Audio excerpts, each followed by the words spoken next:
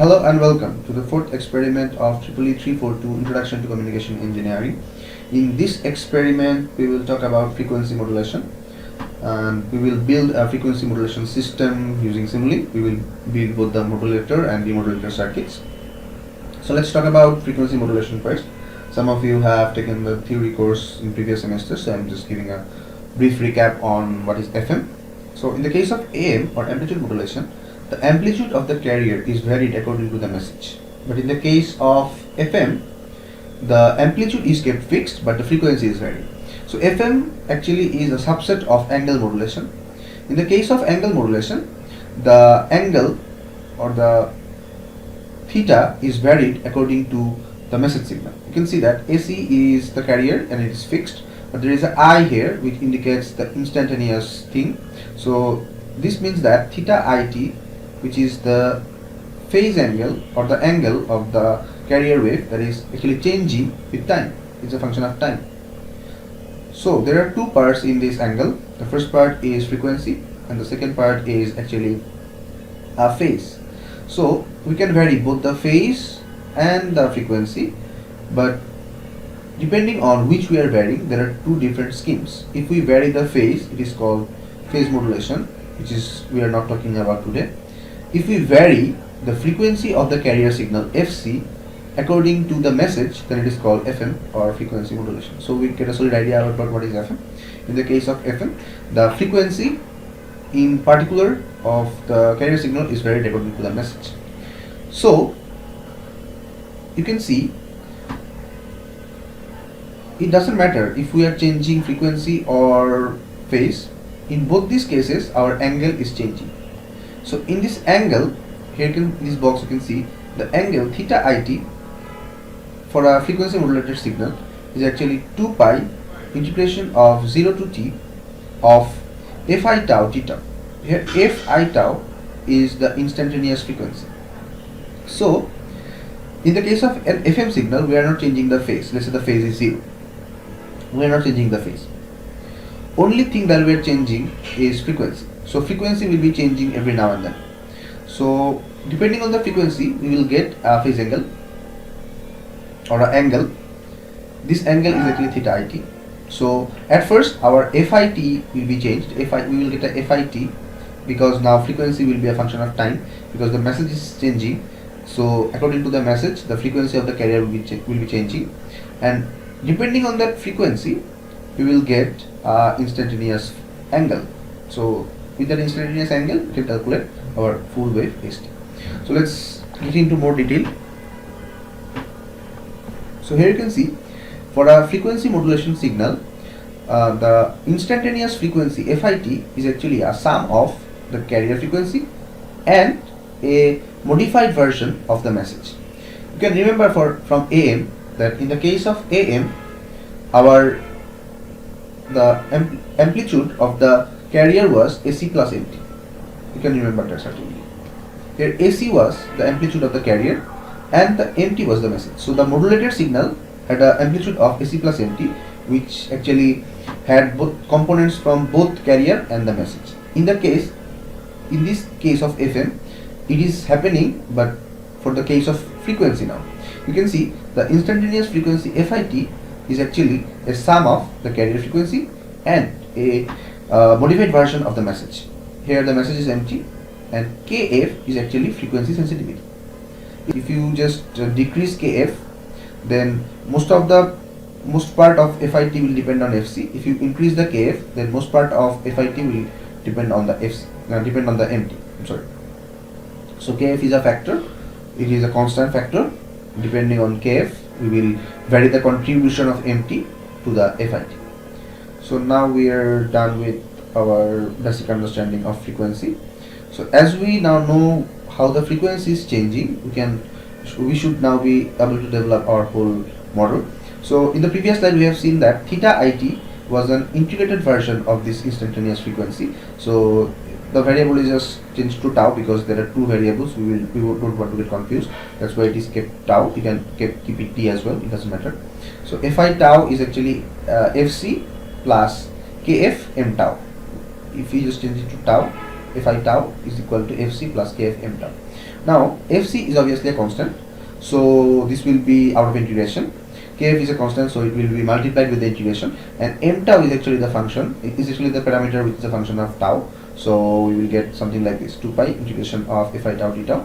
So if we put this equation back here, then fc is just a constant, so the integrated value will be something like this, that fc d tau. So fc is a constant, so it will be out of the integration, and integrating d tau from 0 to t will result in a t, so 2 pi fct. And after that, the another part will depend on m tau, so 2 pi is coming from here, 2 pi. Kf is a constant, so kf is just out of the integration, 2 pi kf is the coefficient, and inside the integration we have m tau d tau, 0 to t. So now we have got our theta it. So finally the modulated signal will be AC cos theta it, and we know that this is our theta it. So if we just plug in the value inside of cos, we will get our frequency modulated signal. So we want to build this whole thing using our Simulink. So we need multiple parameters here. The first parameter is the message signal, MT. We need a message. Then we have a KF, which is a frequency sensitivity. Then we want an FC. FC is actually the frequency of the carrier. And then we want an AC, which is actually the amplitude of the carrier. So we will need all these parameters. We need some functions as well. So we will remember this function while building our modulated signal. This is the equation of the modulated signal, so we need this one. We will always remember this, and depending on this equation, we will build our modulator part of the FM modulation process. So let's go into the Simulink. So now we are in Simulink, and we will try to build the FM modulator. So the equation of FM modulation is this one, as I have said previously. We will exactly follow this and build our FM modulator signal. So let's start building our modulator. So by now, I expect you to know the navigation bar of Simulink pretty well. So let's start by getting some blocks. So you can see we need a message signal here. So let's take a sine wave as the message signal. So you can get the sine wave if you just go into the sources, and inside the sources you can just find out the sine wave. Here you can see sine wave. We will just drag it. So here is our sine wave. Let's wait a bit for this block to settle in. So just drag that block on the left side. So let's just keep it as it is. We will change the parameters later on. So we have our message signal now. After that, we need one KF. We need a KF. So let's fetch the KF.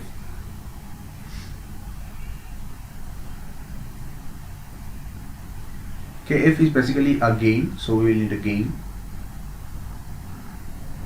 You can find the gain in commonly used blocks.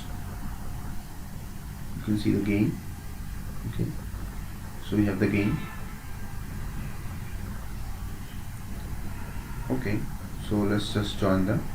So now we have m tau multiplied by kf. Then we will have our fc. So fc is a constant value, so let's just bring in a constant. So you can see the constant is already here, so let's just bring in. Okay, so constant is here. Now we will have to add them, because we are following this equation, but we are actually deriving it from the generic way. Let me just explain this in short. So in this case, we are going by the original equation that we have. Like st was AC cos theta it, and theta it was basically 2 pi integration of f I tau g tau 0 to t, and then finally our f I tau was fc plus kf m t. So you can see We have got our empty block. We also have our KF block. This is empty and this is KF, and we also will set FC here. So these two will be added and this addition will be Fi tau. Then we will just integrate it and multiply it with 2 pi, and then finally we will push this theta it inside of that cos wave, and finally we will multiply it with our carrier amplitude. So this is our whole scenario. We are following this equation, but we are developing it from the scratch. So let's get back to Simulink. So we already have our m tau, and we all mt or m tau, whatever you say, we already have our message. We are multiplying it with kf, and now we will add this kf m tau with our fc. So let's get an error block. You can find the error block in math operations. So let's go to math operation. So in math operation you have add. So let's pick the add block. You can also use the sum block if you want, but will serve the purpose. So here we go. So we have added KFMT and FC. We will name those later. So now we have this KFMT plus FC in output. Then we will integrate it. For integrating, we have multiple blocks. We can use both discrete time and continuous time integrator. We will just use the normal integrator here. So you will get integrator in, should we get in math operations? No, it's not in math operations. Let's go to continuous. Here you can see the continuous integrator here. You can derive it from the continuous library. So continuous integrator. You can use discrete integrator as well. It's your choice. I'm using continuous integrator. So I'm just passing the output of the previous block to integrator. So it's done. Then, as it is integrated now, you should remember from the equation that I just wrote. After integrating it, you will have to multiply it with 2 pi. So another gain we will need. So you can use gain from commonly used blocks. You can see the gain. So the gain is done. We will adjust the gain later. It will be 2 pi. We will adjust it later. So now the output is theta it. So we will pass this theta it inside of the trigonometric function cosine. So let's just fetch the trigonometric function. You should get the trigonometric function from math operations.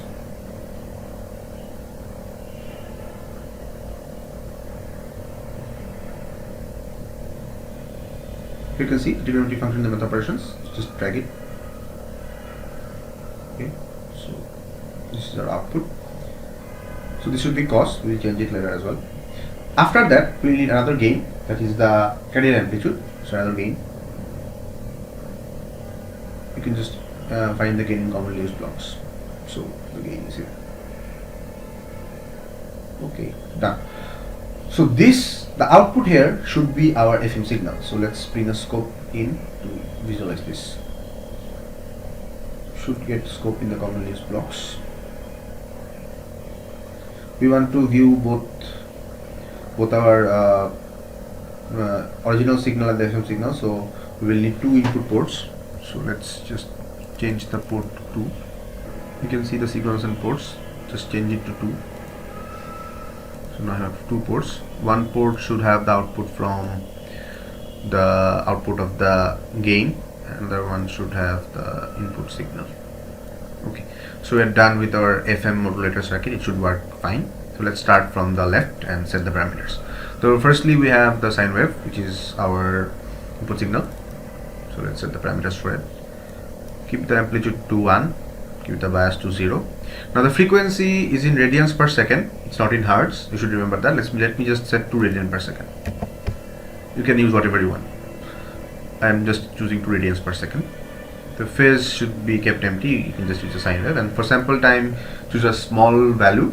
Sample time means how frequently you want to get the samples. So it should be a very small value. So let's set it to 0.001. It should be fine. Okay. So we are done with our input sine wave. Then it is the time for setting KF. So let's set KF to 10. KF is actually frequency sensitivity. You can choose whatever value you want. Okay, so then it's time for FC. FC should be larger than FM. Obviously we want to modulate it to a higher frequency, so let's choose 20. Our signal frequency was 2 radians per second, so in hertz it will be 2 by 2 pi, so it will be 1 by pi. It will be very small value, and 20 is much larger than that, so 20 is fine. So just choose 20. Okay, so there is nothing to change in the adder block. It will just add these two values. There is nothing to change in integrator block as well. It will just integrate the output of this. Now the output of the integrator should be multiplied with 2 pi, so we will just change this to 2 pi. 2 multiplied by pi.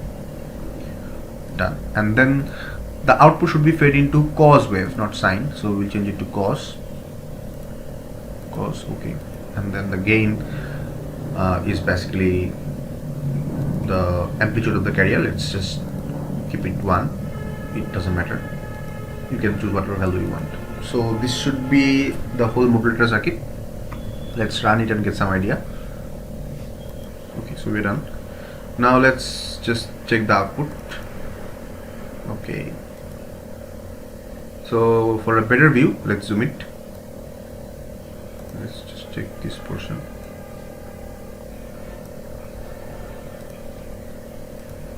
Okay, so as you can see, this green or yellow wave is the input signal, which is our input sine wave, and the blue wave is our FM signal. Now let's correspond it with our understanding of theory. So in the case of an FM signal, the frequency of the output should be varied according to the message. So when the message is having a high amplitude or a high value, then the frequency should be high as well, and when the signal is having a very low value, the frequency should be low as well.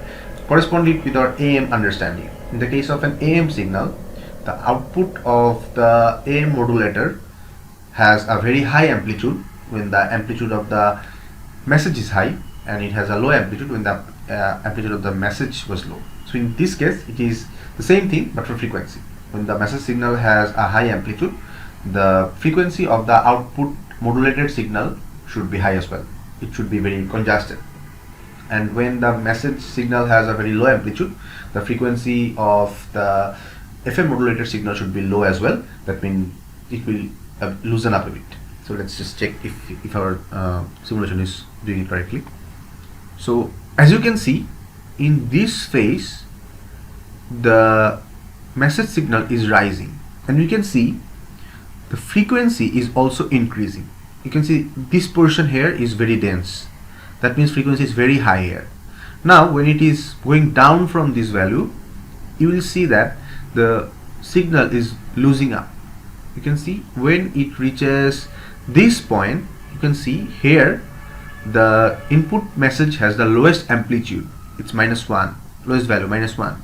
So in this region you can see the FM signal has very low frequency. You can see it's just loosen up a lot. So that's what is happening here. When your input signal has a very low value, then the frequency of the output FM modulated signal is low, and when the input signal has a very high amplitude, you can see it is a very high amplitude here, and it is very dense here again because the frequency is very high. So that's all for FM modulator. We will get back with FM demodulator in the next phase. Thank you.